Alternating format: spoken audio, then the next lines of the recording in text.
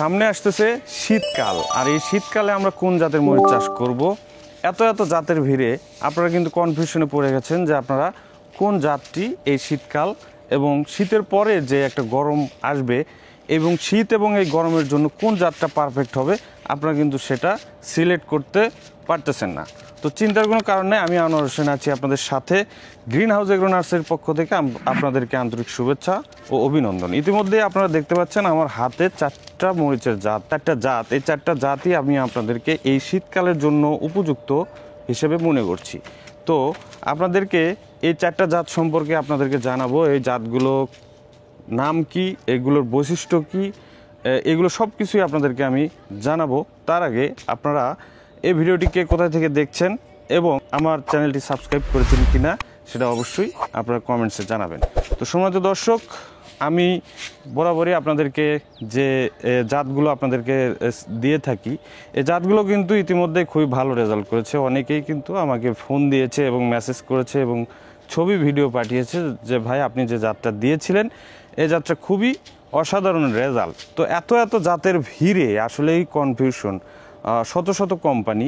তো আমি যেগুলো প্র্যাকটিক্যালি পরীক্ষা নিরীক্ষা করে যেটা ভালো রেজাল্ট পেয়েছি সেটাই আপনাদেরকে বলতেছি। এটা আপনারা অন্য কোনো হিসাবে নেবেন না যে আরও তো জাত আছে, যে এই জাতটা ভালো ওই জাতটা ভালো, এটা আমি করছি ভালো, তো এটা থাকতেই পারে। তো আমার অভিজ্ঞতা অনুযায়ী এই চারটা জাত আপনারা এই যে শীত এবং শীতের পরবর্তী ফেব্রুয়ারি ওইদিকে কিন্তু একটু তাপমাত্রা এবং গরম আসে, তো এই যে সামনে শীতকাল এবং এর পরবর্তীতে গরমকাল, এটার জন্য পারফেক্ট এই চারটি জাত আপনি চাষ করতে পারেন। তো দর্শক, আমার হাতে যে চারটি জাত দেখতে পাচ্ছেন আপনাদেরকে আমি দেখানোর চেষ্টা করি। আপনাদের এলাকায় ফার্স্টলি একটা জিনিস চিন্তা করবেন যে আপনার এলাকায় কোন কালারের মরিচের চাহিদাটা সবচেয়ে বেশি থাকে। কিছু এলাকায় আছে যে গাঢ় সবুজ মরিচের চাহিদা বেশি এবং কিছু এলাকায় রয়েছে হালকা সবুজ কালারের মরিচের চাহিদা বেশি। তো আমি যদি আপনাদেরকে গাঢ় সবুজেরটা নিয়ে কথা বলি তাহলে আমার হাতে আপনারা দেখতে পাচ্ছেন গ্রিন ওয়ান শিটের ঝাল কিং এবং এআর মালিক সিডসের দুর্দান্ত। আপনারা জানেন সবসময় কিন্তু আমি নতুন ভ্যারাইটি নিয়ে কাজ করি, কারণ নতুন মানেই নতুনত্ব। এখানে কিন্তু আরও কিছু অ্যাডভান্টেজ বৈশিষ্ট্য দেওয়া থাকে। অতিরিক্ত তাপমাত্রা সহনশীল এবং বৃষ্টি সহনশীল এবং ওয়েদারের সাথে সম্পৃক্ত থাকার কারণে কিন্তু নতুনগুলো নিয়ে কাজ করতে অনেক ভালো রেজাল্ট পাওয়া যায়।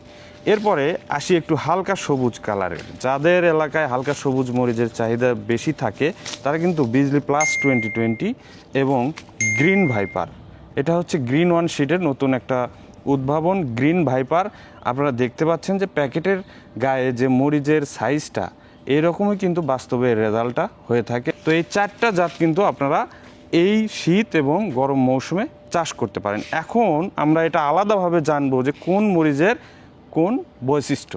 দর্শক, আমি আপনাদেরকে আলাদাভাবে একটু বৈশিষ্ট্য বলার চেষ্টা করি। এটা হচ্ছে এআর মালিক সিডসের হাইব্রিড ভ্যারাইটি, দুর্দান্ত, এটা রেজাল্টও কিন্তু দুর্দান্ত।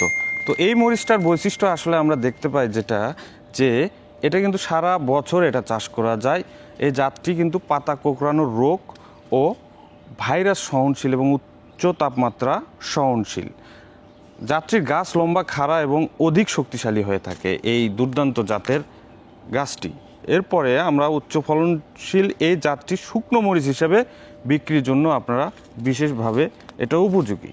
তো আপনারা কিন্তু গাঢ় সবুজ মরিচ যাদের চাহিদা চলে তারা কিন্তু নিঃসন্দেহে এই দুর্দান্ত মরিচটা চাষ করতে পারেন। ঝাল কিং, এটা হচ্ছে ঝালের রাজা।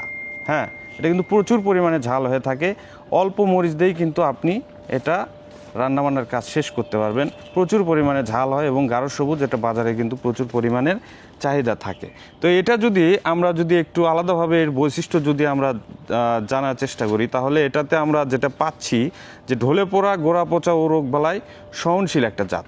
আমরা মরিচ চাষ করতে গেলে আমাদের কিন্তু মেইন সমস্যা হচ্ছে ঢলে পোড়া রোগ, ব্যাকটেরিয়া উইল্ট অর্থাৎ সাইড রোগ যেটাকে বলা হয়। এটা কিন্তু সহনশীল একটা জাত, যেটা আপনি চাষ করলে এটা একটা আলাদা অ্যাডভান্টেজ আপনি পেয়ে যাবেন। এরপরে আমরা কোম্পানি যেটা বলতেছে যে জাতটির গাছ খাড়া, লম্বা এবং অধিক শক্তিশালী, যেটা আমরা দুর্দান্তেও পেয়েছি। এরপরে মরিচ গাঢ় সবুজ ও অধিক জাল, মরিচ 8 থেকে 10 সেন্টিমিটার পর্যন্ত লম্বা হয়ে থাকে।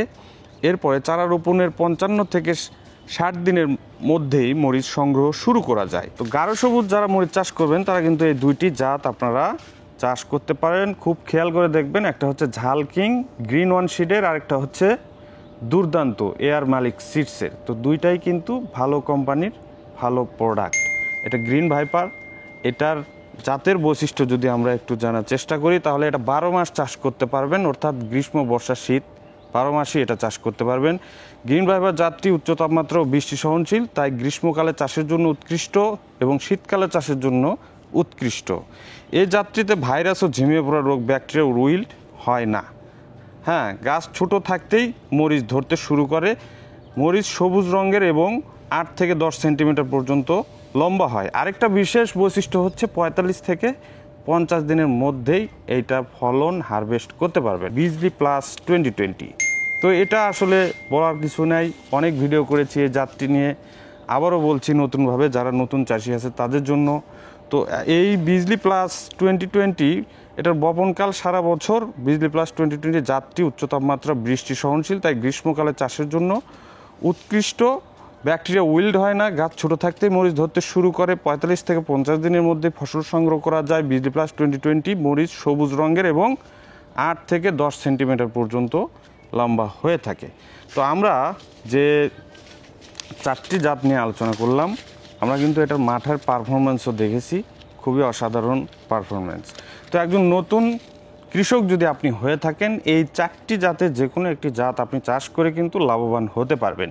এবছর আপনারা দেখেছেন যে মরিচের বাজার কিন্তু 15,000 টাকা মন বিক্রি হয়েছে, যেটা 40 কেজি 15,000 টাকাও বিক্রি হয়েছে। তো মরিচ কিন্তু একবার উঠালেই শেষ হয় না, এটা 8 থেকে 10 মাস পর্যন্ত কিন্তু থাকে। আমরা জানি বাংলাদেশের বিভিন্ন এলাকায় কিন্তু হাইব্রিড ভ্যারাইটি সব জায়গায় নেই, কেননা তারা কিন্তু সঠিক জাতের বীজ কিন্তু তাদের হাতের নাগালে নেই। তো সেক্ষেত্রে আপনারা কি করতে পারেন, আপনারা আমাদের সাথে যোগাযোগ করতে পারেন, আমাদের স্ক্রিনে দেওয়া নাম্বারে যোগাযোগ করতে পারেন এই বীজের জন্য।